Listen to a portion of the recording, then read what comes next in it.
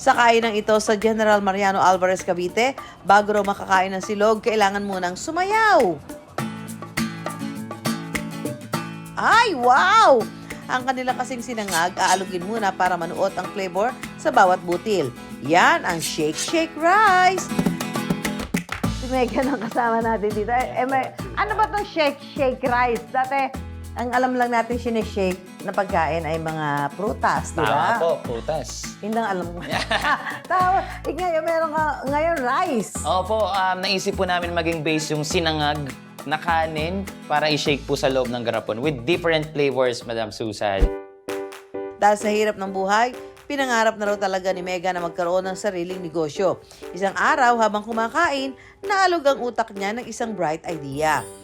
Sinangag lang po yung kinakain ko noon. Ulam ko lang po noon is yung bagoong alamang ni Mama. Habang kumakain, nag-scroll sa social media. So nakita ko po yung sinishake na mangga.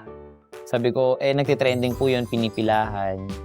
Tapos sabi ko, perfect to, wala pa nun dito sa amin. Kaso bigla ko pong naisip na parang hindi naman araw-arawin ng tao yung mangga. Sakto nga po kumakain ako ng sinangag.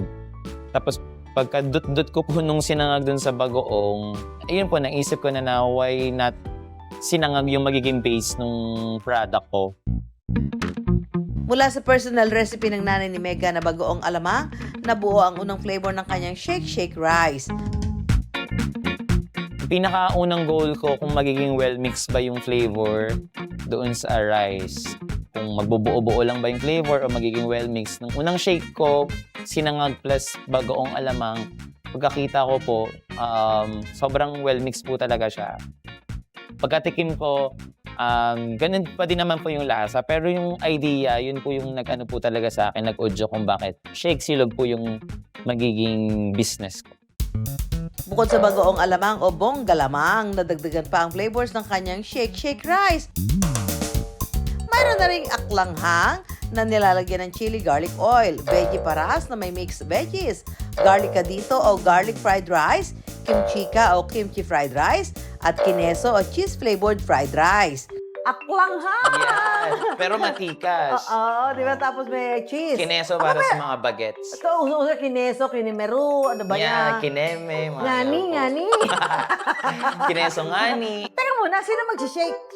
Pag may first-time customers po kami, ina-ask po namin sila para ma-gets po nila yung concept ng shake silog. So talaga ito may pa-exercise ka pa? Yes, so Sa customer.